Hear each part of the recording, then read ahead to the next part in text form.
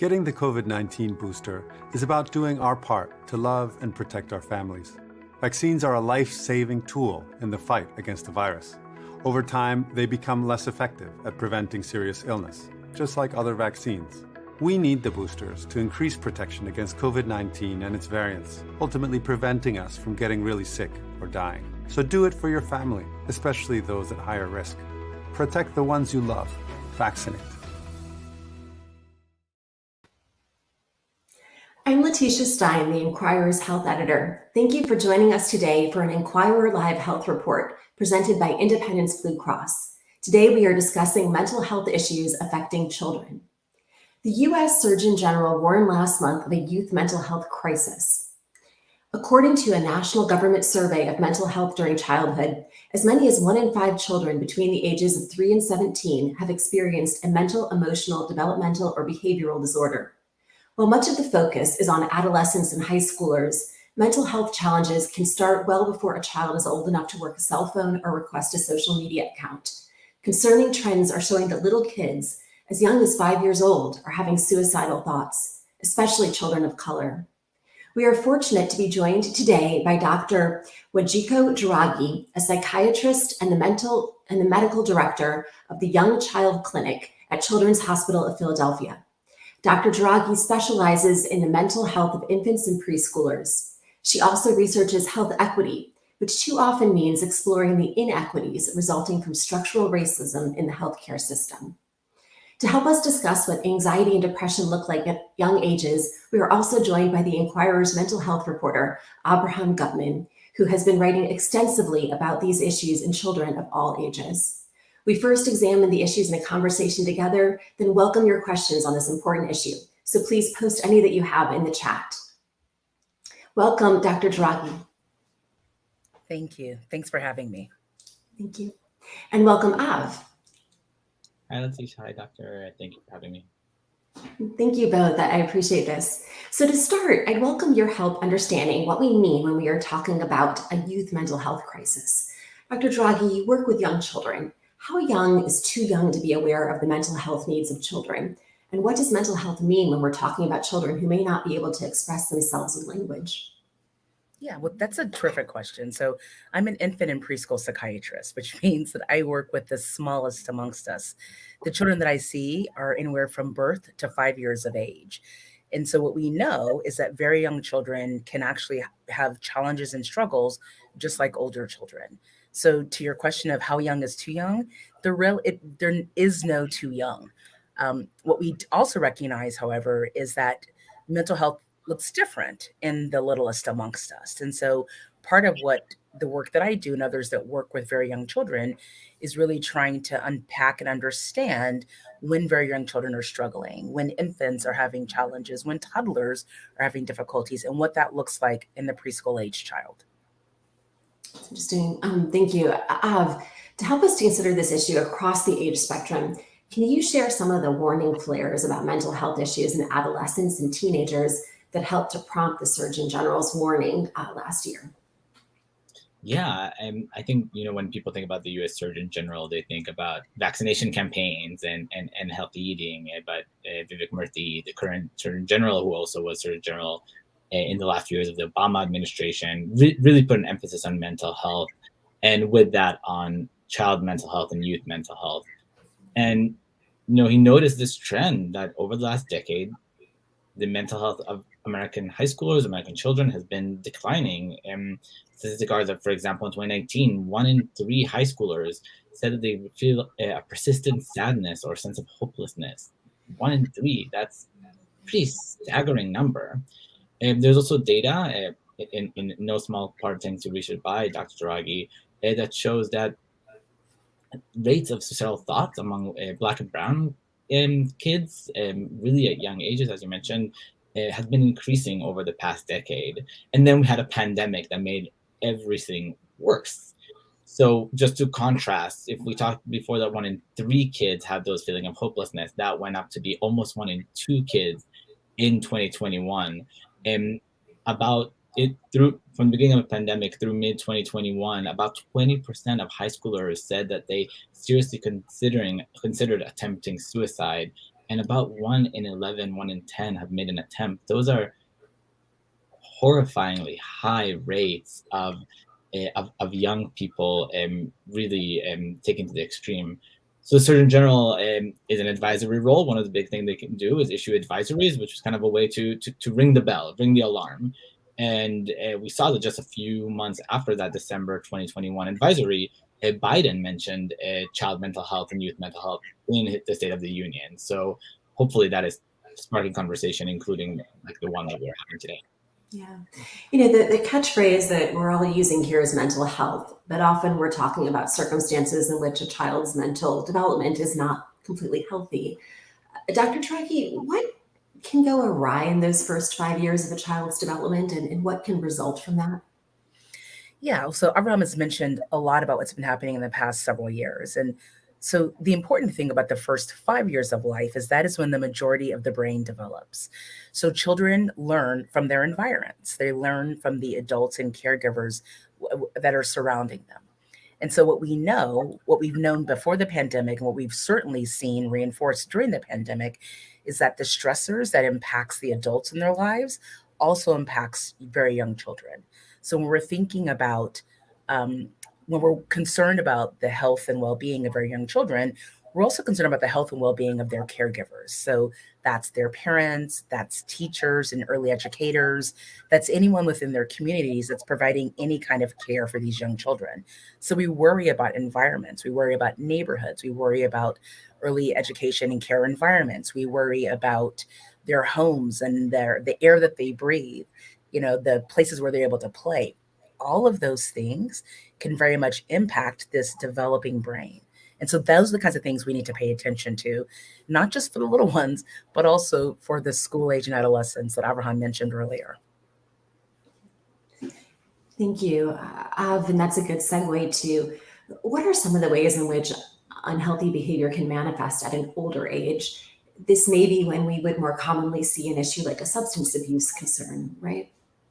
Yeah, though I think there's something really interesting happening in the data that I think might be surprising. So absolutely we see that teenagers who are having a hard time or higher risk of drinking, higher risk of drug use, and are higher risk of getting in trouble because of those behaviors. But we're also seeing something else that I think is really fascinating. So for the decade before the pandemic through 2019, a lot of the behaviors that we'd imagine high schoolers engaging with as mental health issues go up have actually went down. Like, young people are drinking less. Young people are having unprotected sex life. Young people are using drugs less. They're smoking less, vaping as a kind of a different story. But what we're seeing at the same time is this isolation, right? That people are spending more time on their phone, more time on the laptop. People are spending more time, people are spending more time, even instead of sleep. So sleep has been declining. So we're seeing this new, in a sense, type of harmful behavior, in a sense, that is hard to differentiate whether it's a symptom or a cause or a manifestation, right? But we're seeing that some of the things that we traditionally think about as where we would think a struggling child would go to find outlet are not the traditional places we think. It's not anymore to go out and maybe find where to smoke, but now it's maybe staying longer alone in your room, and that raises a whole other slew of concerns. Yeah. It's interesting. The pandemic has been such a singular experience and also such a lengthy experience, right? We're now in years of this. Dr. Tragi, you talked about the impact and the need to look holistically, not just at children, young children, but also at the world in which they exist and the adult caregivers and the stressors on them. Can we just dig in a little bit more deeply? What has been the impact of these stressors on both the children, the parents, and their caregivers that tie into what we are seeing about the effects of the pandemic on children's mental health? Yeah, well, again, so I've referenced this when talking about the older kids, but we have learned actually quite a bit during the pandemic. And we've known some of this research from other crises that have happened where children have been impacted. So whether it's been hurricanes or other sort of natural disasters or these kinds of epidemics that become pandemics, we've been able to sort of learn information. But from this pandemic specifically, what we've learned is that it has had this sort of outsized impact on children, whether they're the littlest or all the way up to teenagers and transitional age youth. So college age kids have all been impacted. We know again that parents have felt overwhelming stress during this pandemic. There's been different degrees of uncertainty at different times. We know that the pandemic has disproportionately impacted some communities more so than others. And what we know is for those parents who had the least amount of resources, the least amount of supports, that they had the most amounts of stress. That stress that impacted their life, whether it was through job loss, grief, death and dying, concerns about the ability to keep their families safe if they had to return to work very early on when we did not have vaccines. All of those things very much impacted the parents' mental health and well-being, which, as we know, impacts very early developing children. So that manifested in a variety of ways. Parents said they were more concerned about their children's behavior, and the children's behavior changed, right? Children were acting out more. Those who are in care outside of their home, early care providers specifically stated that they were noticing differences in the child's ability to maintain relationships with their peers, to not get so frustrated so easily when a peer took a toy, to be able to appropriately articulate how they were feeling. So we have sort of seen throughout the course of the pandemic, as it's sort of done these peaks and valleys, that children, very young children, have very much been impacted, and that we've seen it in the ways in which their behaviors have changed throughout the course. And there have been a lot of researchers that have really been trying to do their best to understand how this pandemic has impacted very young children and families, and then sharing that information with all of us so that we could use it to implement sort of these larger national strategies, as well as how to help parents at home and how to help early care providers in those early educational systems. Thank you. That feels like a pretty good segue into your research as a health equity researcher. Could you tell us a bit about what you have researched and learned about these issues related to equity, inequity, and racism when we're talking about youth mental health? Yeah, well, I mean, I think, over the past several years, this nation has had a lot of conversations about race and racism, like really unpacking the history of the United States, unpacking what we know has been happening for families of color, particularly Black and Brown families, since the beginning of the country. And so I think that those discussions have really led to some really more nuanced thinking about the impacts of structural racism specifically, as well as interpersonal racism for me, on very young children. And, what we've known, again, is really evident in the research that Abraham has been talking about, and that we've been trying to produce here along with colleagues, which is really saying that the impact of structural racism very much impacts very young children in the ways in which they develop. We've had some interesting research that's really reflected that mothers' experience of racism and discrimination has affected children as young as 6 months of age. And that if the mother during that period of time said that she felt an impact of discrimination that was very painful, that children have been shown to have changes in their behaviors. And so it really goes back to what I was saying earlier about the importance of understanding the larger environment and context in which children live. And that if their caregivers are impacted, very young infants can also be impacted. And we, again, know from our sort of unpacking of race and racism over the past couple of years is that resources are not equitably divided across the United States. And we know that there are communities that are hugely under-resourced when it comes to not only services, but access to services, transportation to services, having providers that look like patients, having providers that are fluent in a multitude of languages that reflects languages spoken within the United States. So all of these things impact families, and they impact very young children. So that when people are struggling and when there are challenges, it is harder for communities of color, for Black and Brown, and people for whom English is not, or for whom they're not proficient in English, to even attempt to find services, much less to be able to get into those services. So, I think that this is information that we've known and that we've been talking about for the past probably several decades. But I think it really came to a head during the pandemic when we were seeing at the same time this, so-called racial reckoning that was happening across the nation. Yeah. Thank you for those thoughts. Av, what would you add to this conversation as we're on this topic of these difficult issues concerning systemic racism? Yeah, thank you. I think it's so interesting. This is something that also as well, something I came to kind of learn from Dr. Njoroge and other providers that I've spoken to in my reporting. When you talk to mental health providers, something that comes up over and over again is kind of find your natural support system, your natural, your people. Find where you feel comfortable and like lean into them. This is something that comes in peer support a lot, but like, what are your natural support system? Where do you feel safe? And I think it's helped me understand through that lens, what does it mean when you don't feel safe in society?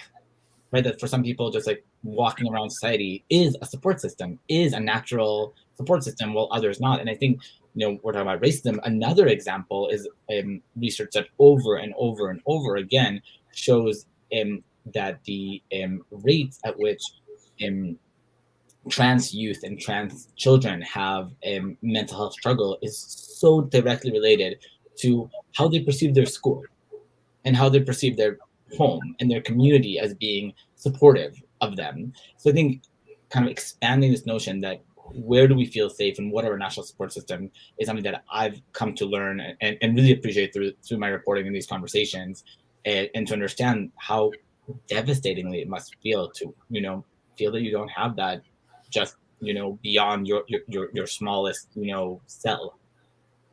Yeah. Thank you. I am going to come back to both of you for another question. But before I do so, I want to ask those who are with us to please submit questions or comments in the comment section. If you're watching us on social media, please go to inquirer.com/live to do so. I see some questions are coming in, and I'm looking forward to getting to them shortly. But first, maybe we can go back to our conversation for just one more moment, which is, in particular, this is for you, Dr. Njoroge. Can you help our viewers to become more aware of some specific examples of behaviors to look for that may be concerning? And, if you have any thoughts or examples that you can provide on how to respond in the moment if somebody finds themselves in that situation with a child or with a family member. Yeah, absolutely. I think, and again, I'll try to speak across the age range, and then Abraham can also add in since I've been focusing on the littlest amongst us. But for the little ones, I'll start there. What we often see in terms of change in behavior are like a loss of skills. So for children who have become toilet trained or who have separated from their primary caregivers, we see them all of a sudden become clingier or have more accidents. We see that they're fussier. They're like those who are able to self-soothe now can no longer do that. So it really is the sort of milestones that we expect to see and that children were meeting that they start regressing a little bit. Usually parents are pretty good and caregivers are pretty good at picking this up. Early care providers will say, so-and-so had a really rough day at school today. And then it's a week of rough days, and then it's 2 weeks of rough days. So it's a bit above and beyond what we would expect for just children being out of sorts for a day. School-age children, it's sort of the same thing, right? It really is children who have had interests, have had friendships, who've had other things that they're no longer interested in that. So this is what Abraham was talking about with the teens becoming isolated. Same thing we can see in little children, not the littlest, but sort of these school age and early adolescents. They don't want to hang out with their friends if they're able to and it's safe. They are no longer interested in maybe playing that video game they loved so much or going to a sports outing or the things that their sort of hobbies and interests. They seem to lose interest in doing any of those kinds of things. So again, it's these changes in behaviors. Sometimes we see it impacting their appetites. So they may eat less than they used to. They may eat more than they used to. We see that it can impact their sleep. They may sleep less than they used to. They may sleep more than they used to. So again, it really is looking at the behaviors of children that are in your lives and noticing that there has been a difference. And then noticing if that difference is sustained, right? I mean, every now and then kids are going to have challenging times with friends at school or concerns or worries. And so we would expect them to maybe retreat to their rooms. But If that extends, right, if that continues, that's when we become concerned, and the parents usually start sort of raising the flag for they may need some help and some assistance. Yeah. Dr. Njoroge, a quick follow-up, and then I'd welcome your thoughts on this point too. But so let's say you are noticing some of these behaviors, and obviously one hopefully will be able to look for and ideally have access to professional mental health resources. But if you do not, or if you do not immediately, is there anything that you can do, or even just some resources to be keeping in mind when you are worried that you may be approaching something that could be a crisis? Yeah, so I mean, I think there are a couple of things. So we have a whole host of resources that we can give at the end or at some point to families and educators of places to go that are, the Child Psychiatry Academy, the American Academy of Health and Psychiatry, otherwise known as ACAP, has a whole host called Facts for Families. There are all kinds of resources that parents can go to and that are really easy to digest and read and give you some signs to look for. We as well at CHOP in our Department of Child and Psychiatry and Behavioral Sciences have also developed sort of a resource page. But sort of practically, what I talk to parents about first, whether they're the littlest amongst us or older, or to get a sense of what's going on in their children's life. For the under fives, it's pretty easy. You know where they are because you're likely taking them there. So you know the situations, the environments, the context, and you can start by seeing, is a teacher out? Is there maybe a little best friend or their little buddy at school? Is something going on in their lives? So you start by really sort of interrogating the context in which children find themselves. And the same thing for bigger kids, right? It's finding out how things are going at school, if there's been any differences, if there is bullying that's happened, if there's something concerning that the child may not share with their parents, but it's parents sitting down and caregivers sitting down and talking to their children, understanding about their children's friendships and relationships, their peer support, which again, I've mentioned earlier. Understanding all of those things I think is a really good place to start to decide if this problem is just like a blip in the vicissitudes of childhood, or if there really is something that is more concerning. And so by really having those conversations with the bigger kids, with the little kids, doing a little bit of detective work, is where I think parents typically start first, and then branching out to say, yeah, no, none of those things, right? We did our checklist. There's nothing different about their environment. There's nothing different about their friendships or relationships. Everything at home is as it has been. It's not clear what's going on, but there is something very different that's happening that's impacting my child. Then that's a good place to start to then reach out and find some other resources to be helpful. Thank you. That's very helpful. Before we turn to some questions from the people who are with us today, is there anything you want to add on this point?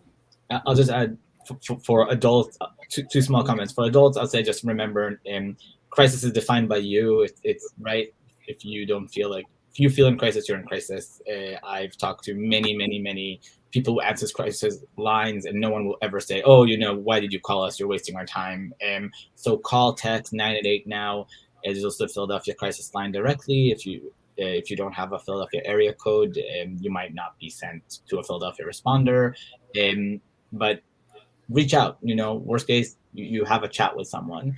And the child area, I have to share the thing that stayed with me the most. I have a 4.5-year-old, and 4.5-year-olds are very weird. And one of the things that I think is so important when we talk about child mental health and this idea, especially with young kids, that they're not little adults, right? So when I talk to when we talked last, doctor, I asked you about what it means if a child can be delusional, and I mentioned to you this a few times now because I hold on to it. Because my daughter can tell us fantastical stories that are concerning and seem vivid. She seems like she can see an item that we're playing with, and what the doctor explained to me that no, but we also need to remember she's 4. Right? So not every behavior that will be concerning in an adult, like melting down over a toy that doesn't exist, which would be a delusion, is necessarily problematic with kids. So both remembering that there are behaviors in kids that are completely age appropriate, and remembering that they can still be in crisis in their own way.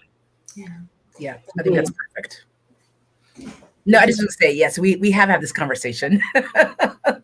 And I do say that, so one of the wonderful things about the little ones is that they're so creative and so imaginative. And to put a point to Off's point, absolutely, caregivers, parents, your children. And so when something is out of their realm of typical behavior. What I always tell parents when I see them is that when parents are sort of coming into clinic and telling me their concerns, my sort of standard response always is, if you're concerned, I'm concerned, right? This is your child. Your child. When your child is not acting in the way which they typically do. And again, kids get into funks, right? We all get into like times when it's just too much. You want to stay in bed. But there is that day or that weekend, and then there is that week or that month, which is again not within the realm of typical behavior or typical development. Yeah, thank you. We have a couple of very interesting questions here, so I'm going to try to move through as many as time will permit, and perhaps we'll have a few extra minutes here. On a topic that we have not touched on yet, there is a question that asks if we could please speak about medication for young children.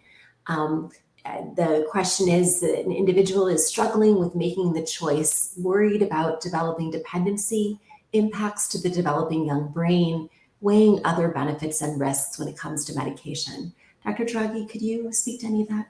Yeah, absolutely. So another thing I always say in my clinic is that we don't start with medications first, right? So when you go see someone, an infant preschool psychiatrist or someone who sees very young children, we talk about all of these other things because we know about how much the environment and context impacts young children.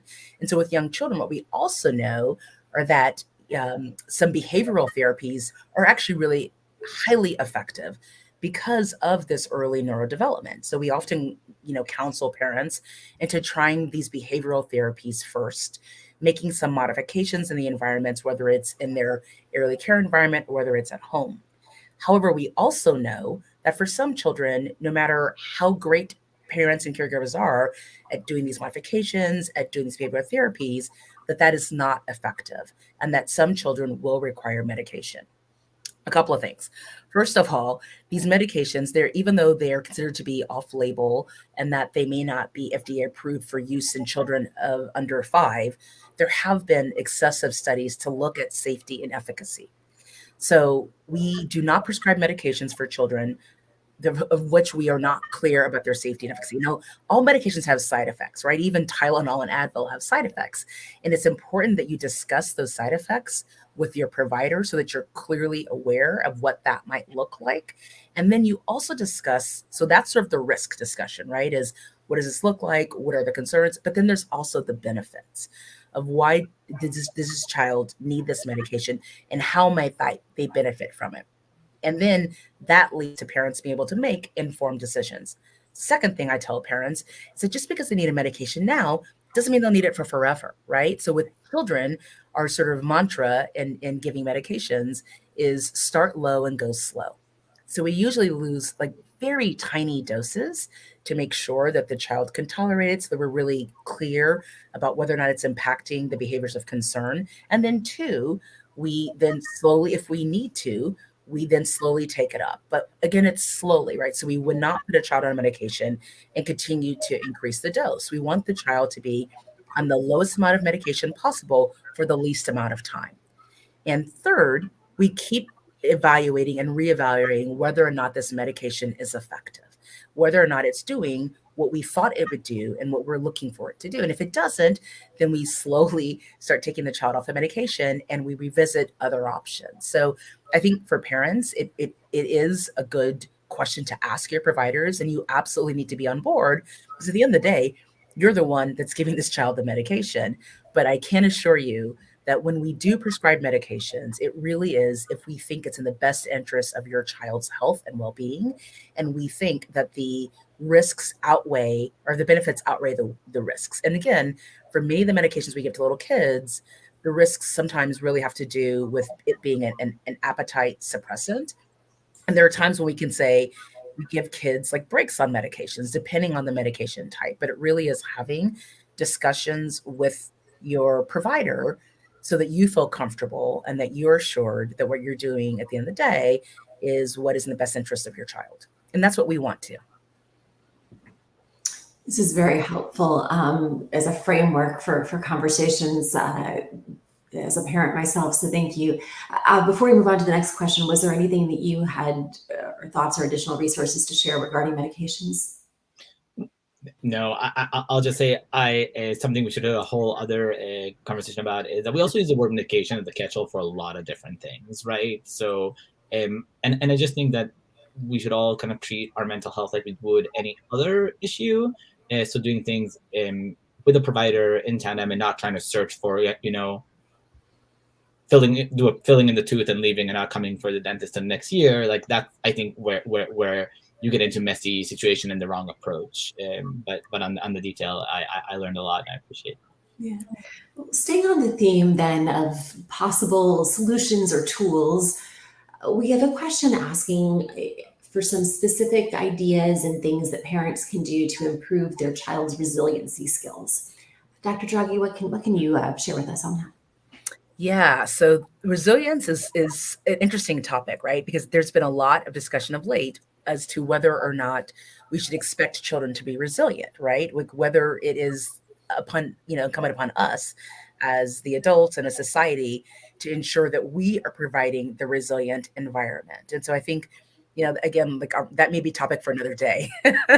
But so for parents and resiliency, right? I mean, I think it really is providing a secure, nurturing, loving environment for children. That's what really builds resilience, right? It's children knowing that if they go and they fall down, that someone's going to pick them up and put that Band-Aid on them. And so it's knowing that you have a place to go, that there is someone there. There is, scaffolding, there's structure, there are supports that are in place. And so for parents, it's really quite simple. It's probably what you guys are already doing, right? And same thing for early care providers. It's knowing that if, Timmy took Jill's doll, that, Jill can go to the teachers and say, and the teachers will come and intercede and have some sort of discussion about sharing or something so that both children recognize that this is how I'm supported. This is how I can be resilient, is by, again, what we've been talking about all day, is asking for help, right? I think we often think of resilience as I can go out there by myself and do it. But if we've learned anything from the pandemic, we've learned many things, is that it takes all of us, right? That it really is all of us coming together, thinking about one another, supporting one another in different ways that leads to resilience. And what we saw for many of us is when we didn't have those support networks, a lot of us really felt incredibly stressed, right? It was incredibly isolating. It could be incredibly challenging. So it really is providing these buffers, right? And so knowing that things are going to happen that are out of all of our control, but for children to know, okay, so this thing happened and this is how I solved it. That's resilience. Yeah, thank you. Do you have any thoughts on how this discussion and this conversation, and at times really a debate, how it plays into that point you made about what we know about adolescents being increasingly isolated during the pandemic? Yeah, I think that, every time we talk about resilience, I think about Michael Hinson, which is this Philadelphia AIDS and LGBTQ rights activist who passed away recently, who told me once in an interview that, resilience is a burden that we often put on black and brown people, which I think also is something that, to a very different context, is something that's true about kids, right? We can, like, every once in a while, like, the kid falls and, like, brush it off, like, come on. And I think it's this idea of problem solving. I remember I recently, right before the beginning of the school year, interviewed a psychologist talking about anxiety back to school of kids and teens, and she talked about, like, the importance of not over reassuring. Like, you can't tell a kid for the first day everybody's gonna be your friend, right? And because you don't know, as a parent, you really don't know. So it's much more about, like, how can you be there when you can't promise every single thing. And I think that gets connected to what a lot of people are talking about social media and this isolation that we're seeing discussed.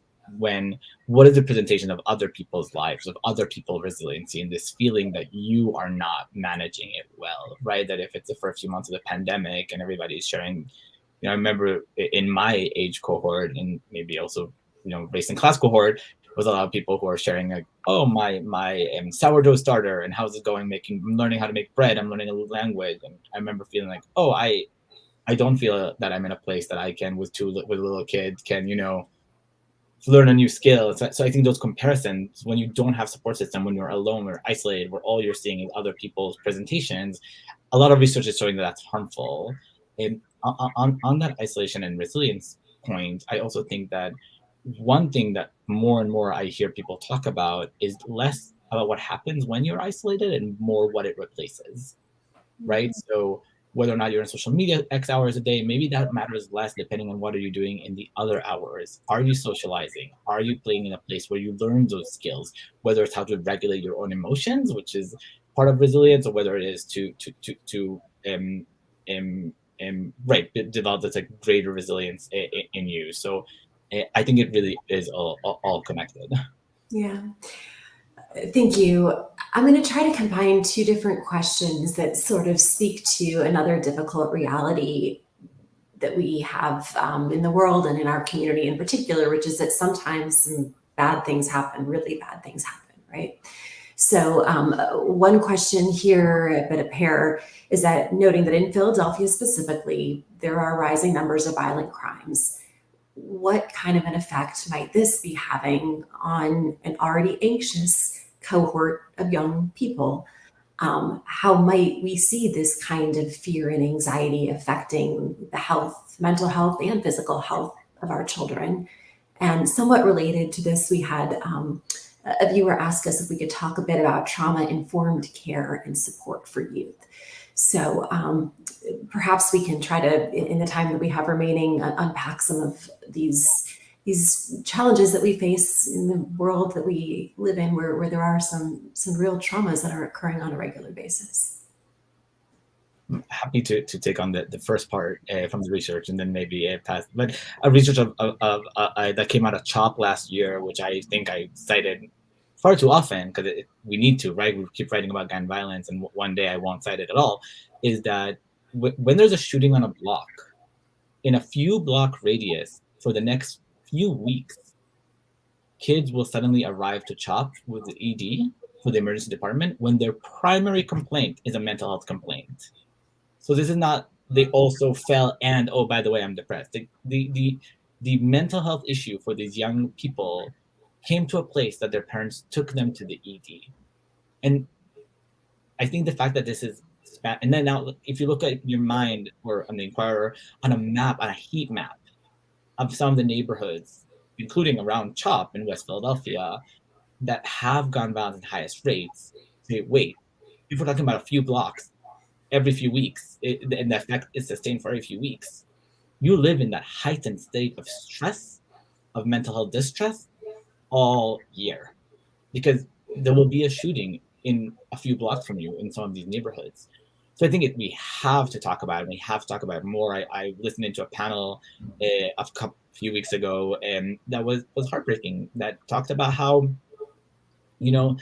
kids lose a classmate, lose a loved one, and are expected to go to school the next day, which is not something that we would expect, for example, in another context of tragedy, after a school shooting that happens, we would pause for a second. But this much more stochastic seeming, much more spread out, but still so concentrated in specific areas. And one anecdote that an anti-gun violence prevention activist told me that really kind of shook me was that he said that when he goes to funerals and wakes, the teenagers know what to do. Like this is an affair that they are used to. They know the order of things. They know the run of show, which is so distressing to think of a 15, 16, 17-year-old. And so I think we can't undermine that. The biggest agencies that provide care for people who are directly and indirectly impacted by gun violence, grief services, are highly specialized. Their experience is invaluable, and their wait lists are much, much too long in their own, how they express it. And so what does it mean to take a kid who lives in that situation as just one of the stressors, who is in deep grief and now needs to wait 6 months before they can get the specialty care they deserve? Dr. Njoroge, Dr. Njoroge, if you could kind of pick up where he left off, and also as we are talking about this topic, I'm sure there is an effect both on those who are very directly impacted and also who are more indirectly impacted by simply coming across everything that we have in the news today. And if you can help us to think about think about this issue, kind of full circle, that would be welcome your thoughts. Yeah. So, I mean, I agree, right? That the violence that are faced by young people today is frightening and disheartening. It goes back to what I've been saying. Sometimes I sound like a broken record by talking about the environment, and that these are things that we could change, right? Again, I was on a panel last week at our Child Psychiatry Academy meeting with a colleague out of Yale, Walter Gilliam, who talks about sending the canary into the coal mine, and that would be the sign, right, that it wasn't safe, right? If the canary wasn't singing, then no one went down, right? I think we're at a point where the canary isn't singing, right? There's only so much we can do for the canary at this point, right? We need to change the environment in which this canary is living. And for us, that's changing the environment in which our children are living and growing up. So I think that's one thing. But what we do know is that this does impact children, from the littlest amongst us to the teens to the college age kids, because they all are experiencing these upticks in violence in very different ways, and they happen in all of their environments, right? Even the littlest amongst us have sadly had experiences with gun violence, and it could be in their early care environments or in their schools or on their blocks and in their communities. So we need to do better as a community, right? The second thing is, what do we do? How do we help children and families who are living in the midst of these very concerning and challenging times? And to the question of trauma-focused therapies, yes, those do exist. There are folks who are traumatologists who really specialize in working with children, very young children to older children, who've experienced a multitude of traumas, whether it's sort of intimate partner violence, sort of this gun violence, other kinds of traumas may be happening in their homes and their environments. They do exist. Again, with everything, access is always going to be challenging because there aren't enough providers to meet the need of the children that would be knocking on their doors. But Abraham also mentioned some other folks that are in the community that are really helping to think about ways in which to support children and families. So it's not necessarily always coming to a mental health therapist. There may be other resources. And he mentioned at the very beginning of the program, teen supporting teens, right? Peers, that these peer networks can really be very supportive because they're living it, right? They're living these experiences. They do know what to expect, sadly, now. And so sometimes those are ways in which teenagers are using social media and media to really help themselves, right? Some of the things that came out of some of the gun violence has been really amazing, with how these young people have been advocating for themselves to be able to be safe going to school, how they provided their own support networks, how they've set up their own chats. So again, I think that there are resources that are available that are outside of what we consider to be the traditional ways in which we can support children and families. And I think for families who are in the midst of this, who are concerned about this, it really is looking at sort of all of the available resources and figuring out what makes most sense for you and for your child. Thank you. And I believe that you have shared some resources with us, which hopefully we'll be able to bring to the screen as we are wrapping up. I think that the questions that we've received, and we are grateful for them, as well as this conversation, suggests how important and deep this issue is. And there's much here that I hope we can keep talking about at a future date. For today, however, I need to thank both of you and all who are with us for joining us for the Inquirer Live Health Report presented by Independence Blue Cross. We hope to see you again next time. Again, thank you, Av. Thank you, Dr. Njoroge, for sharing so much information with us today. This has been very helpful. To read more of Av's mental health coverage as well, please visit inquirer.com/health. Again, I'm Letitia Stein with the Philadelphia Inquirer, and thank you. Have a good afternoon.